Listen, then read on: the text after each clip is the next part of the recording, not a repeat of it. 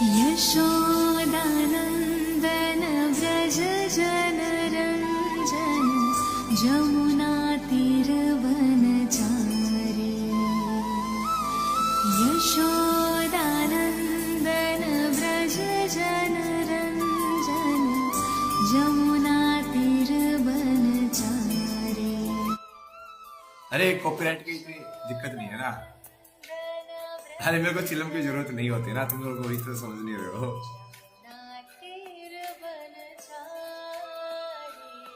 Copyright वो claim कर लेंगे ना, वो मोनेटाइजेशन क्लेम कर लेंगे, ले लेंगे पैसे, कोई नहीं। ठीक है ना। धीरे धीरे हम क्या करेंगे ना, अपने खुद के ही भजन वगैरह, जैसे मैं तो बहुत सारे रिकॉर्ड करता रहता हूँ, ऐसे ऐसे बनाता रहता हूँ, तो धीरे धीरे वैसा ही करेंगे ना। हर एक राधा राधा की ट्यून वगैरह सब रिकॉर्ड करके अपना ही म्यूजिक चला लेंगे, सब कुछ अपना ही, सब कुछ अपना ही होगा मतलब। हर हर महादेव, हर हर महादेव, हर हर महादेव। ठीक है, अब हम फिर से आते हैं अपनी क्लास के अंदर। सब लोग वापस आ गए? अब लोग बोलते ना ये अघोरी शिवा से कैसे रिलेटेड है, क्योंकि अघोरी शिवा से इसीलिए रिलेटेड है क्योंकि जो अघोरी शिवा जिसको बोलते हैं वो विदाउट रूल्स है।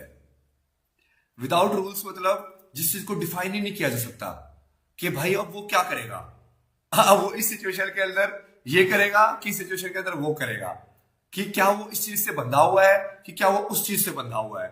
अब जिस चीज को तुम डिफाइन ही नहीं कर सकते वो चीज को तुम डिफाइन करोगे कैसे, मतलब तो फंस गए ना वहीं पे। तो महादेव जो थे ना, वो बेसिकली उसको तुम किसी भी बकेट में नहीं डाल सकते कि वो ऐसे है, जैसे तुम बोलोगे वो उल्टी चीज कर देंगे उसकी।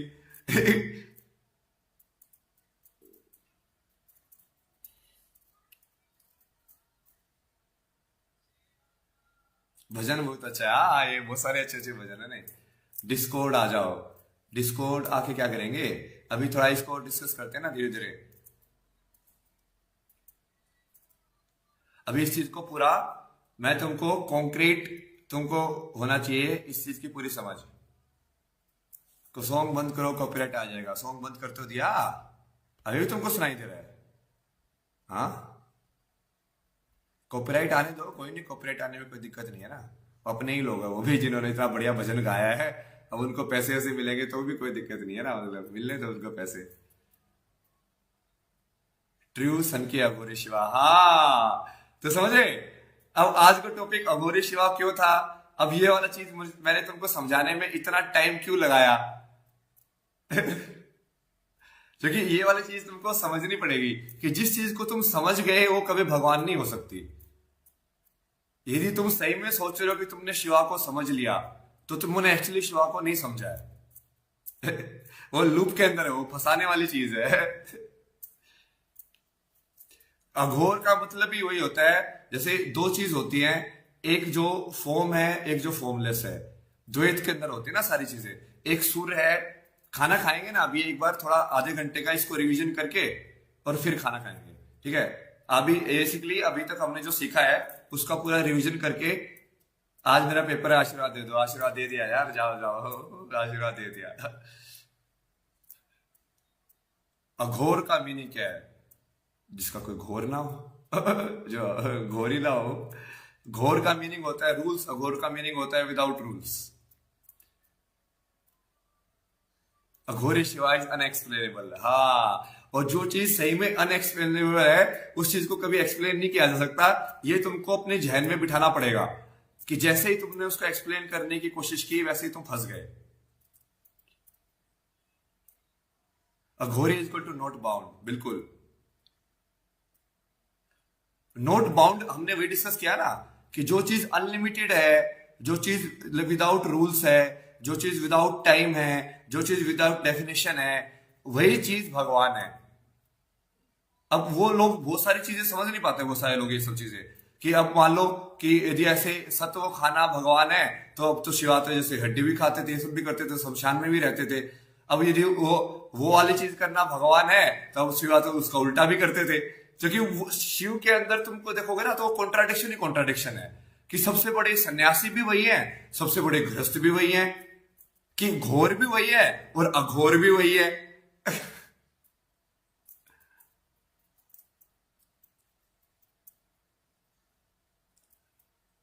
नहीं नहीं, शून्य को बोला नहीं जा सकता ना, वही तो समझाने की कोशिश की तुमको मैंने कितने टाइम से, कि शून्य को बोला नहीं जा सकता, समझे ना। एड्रेस द सेकंड क्वेश्चन, पहले फर्स्ट क्वेश्चन तो क्लियर करो। सबसे फर्स्ट क्वेश्चन, सबसे पहले गॉड इज अनडिफाइंड, उसको तुम डिफाइन नहीं कर सकते, उसकी तरफ तुम सिर्फ हिंट कर सकते हो। ये वाला क्लियर हुआ कि नहीं हुआ? अभी इसको हम नोट्स के अंदर डाल देते हैं, क्योंकि तुम्हारे जो नोट्स है ना ये इसको कहीं ना कहीं बाद में हम कहीं अपलोड भी कर सकते हैं, बहुत सारी चीजें कर सकते हैं। तो ये इन वे लाइक ये तुम्हारी, यदि मैं कहीं पे चला जाऊं, मेरे को कुछ हो जाए तो ये डायरी ले लेना, उसके अंदर तुमको सारे सूत्र मिल जाएंगे। ठीक है।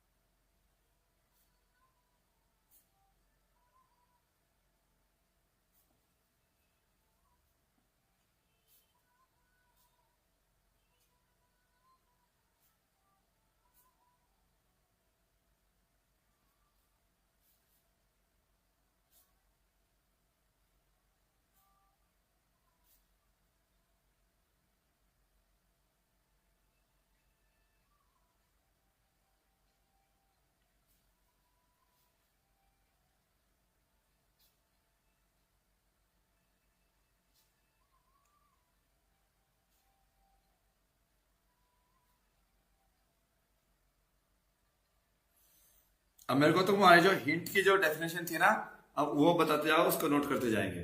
यहां से जब शुरू किया हमने, ये दिख रहा है तुमको? हाँ दिख ही रहा है ऑब्वियसली।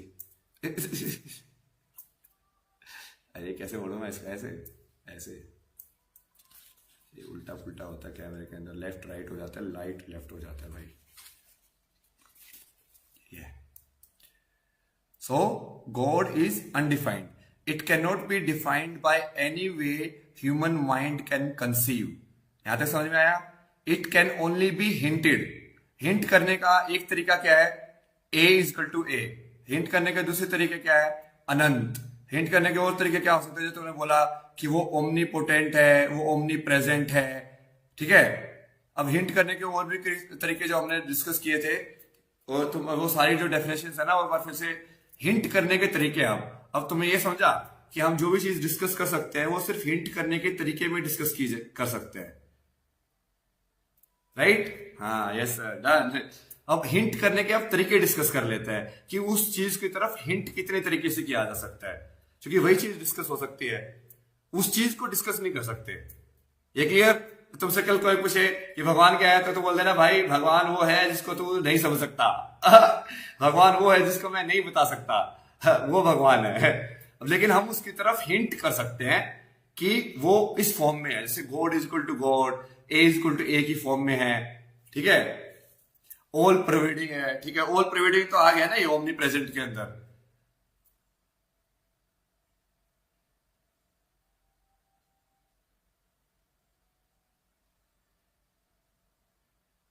हाँ तो वही है ना, you can not understand undefined, वही तो चीज है। You can not understand undefined, you can only understand what is defined, and by that understanding you can only hint at it. Hint करने के तरीके हो सकते हैं बस।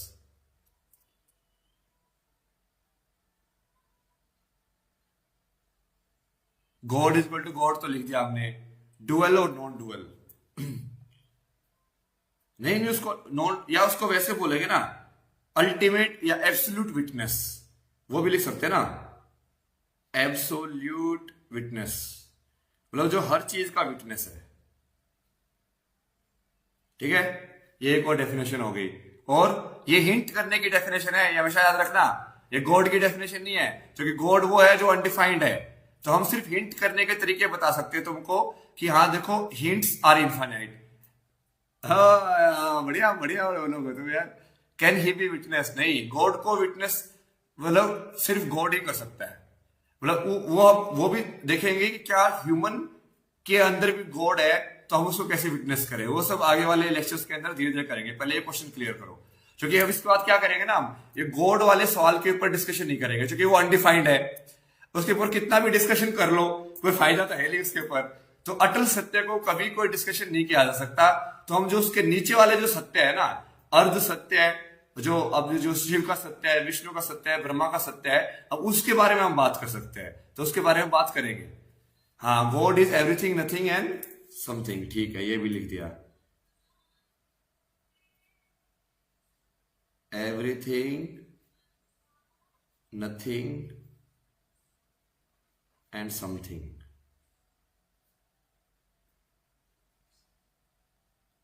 और हिंट करने के तरीके बताते जाओ, तो हम कितने तरीकों से हिंट किया जा सकता है गॉड को। हाँ, ये तो थ्योरी है, तो भाई वीडियो के अंदर तो थ्योरी समझा सकते हैं ना। तो क्या बातें कर रहे हो भाई, तो समझा हमने अभी तक कि भाई अब हम ये मोर्टल वर्ल्ड के अंदर मैं तुमको सिर्फ बात करके ही समझा सकता हूँ। अब कृष्णमूर्ति कितनी बार यही समझाते थे कि मैं सिर्फ हिंट कर सकता हूँ यार उस चीज की तरफ, मैं सिर्फ हिंट कर सकता हूँ उस चीज की तरफ, वो चीज को मैं बता नहीं सकता, क्योंकि वो बताने वाली चीज है ही नहीं। जैसे मैं बताऊंगा वैसे फंस जाऊंगा मैं। गॉड इज ऑल प्रिवेडिंग, वो भी हो गया, ठीक है, ऑल प्रिवेडिंग भी लिख दिया। साउंड ऑफ साइलेंस भी किसी ने बोला था ना, वो साउंड ऑफ साइलेंस भी एक्चुअली कॉन्ट्राडिक्शन ही है ना।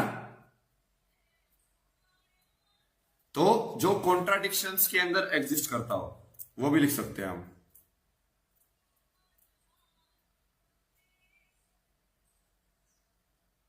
Exist in contradictions.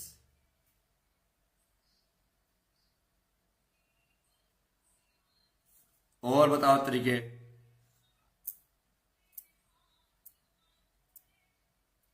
हाँ, तो अनडिफाइंड भी एक डेफिनेशन है, तो वही तो बोला यार कि अनडिफाइंड एक शब्द मुझे यूज करना पड़ रहा है उस चीज की तरफ हिंट करने के लिए। अभी तक हमने क्या समझा, ये तो समझा हाँ, कि अब अनडिफाइंड को भी मैं कुछ बोलूंगा कि वो अनडिफाइंड है, तो वो अनडिफाइंड कैसे हुआ, वो फिर से फंस गए। तो इसीलिए उसको ये तुमको बार बार हिंट कर करके उस चीज को समझाया कि देखो ये अनडिफाइंड है, इसकी तरफ सिर्फ हिंट किया जा सकता है, क्योंकि मैं भी वही कर रहा हूं, मैं भी उस चीज की तरफ सिर्फ हिंट कर सकता हूं तुम लोगों के साथ, मैं भी तुम लोगों को बता नहीं सकता। गॉड इज स्पेस, जीरो लिख दो बात खत्म, जीरो लिख दे बात खत्म हो जाती, तो बात खत्म हो ही जाती है ना। भविष्यवाणी, तूर्या, सचिन इट वॉज नॉट भविष्यवाणी। अरे छोड़ो ना, ये सचिन को क्या लेना देना, ये सचिन है खुद भी ऐसे। नेति नेति इज द वे तो हम बाद में डिस्कस करेंगे ना। कुछ हिंदी वर्ड भी लिख दीजिए, हिंदी वर्ड तो लिखे ना कितने सारे, अनंत, आदि, अनंत, आदि और अंत, तीनों चीज हो गया ना वो, एवरीथिंग नथिंग और something. God is light, light बोलना तो थोड़ा लिमिटेड हो जाएगा फिर से भाई, अनलिमिटेड की तरफ हिंट करने का, कल्पनातीत, हाँ ये भी लिख सकते हैं, कल्पनातीत सही है, जो बियॉन्ड इमेजिनेशन हो, जो बियॉन्ड माइंड हो, beyond the limited understanding of mind.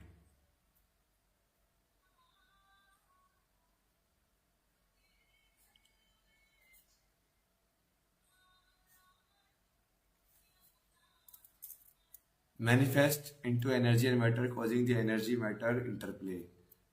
Guru ji cricket match, अरे यार क्रिकेट मैच की बात कर, थोड़ा भी क्रिकेट मैच की बात करते लिए थोड़ा जो टाइम पास करेंगे तब कर लेंगे।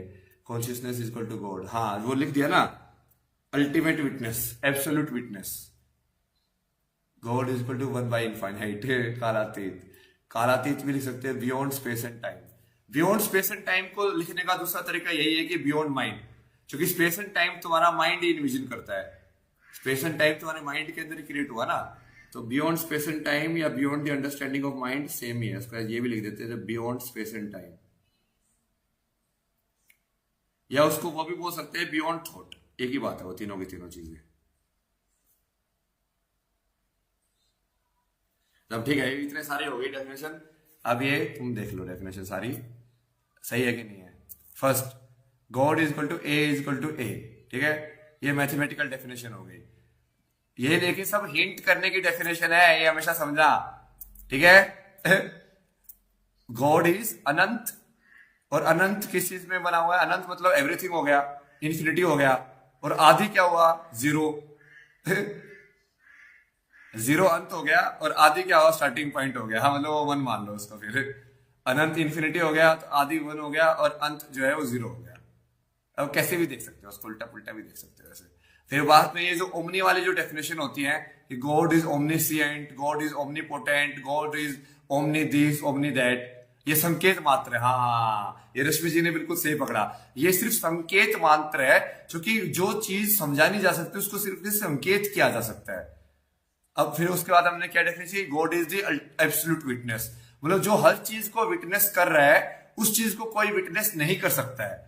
उस चीज को कोई, ये god is equal to space भी नहीं बोल सकते, क्योंकि स्पेस भी A is equal to B हो गया ना, वो A is equal to B होगा ही नहीं।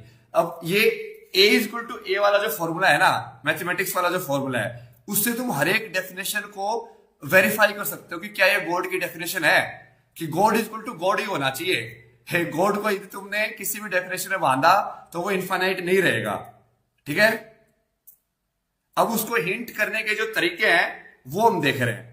उसको हिंट करने के जितने भी तरीके हैं, ये वाले तरीके हैं। उसका और तरीका क्या है? God is everything, nothing and something.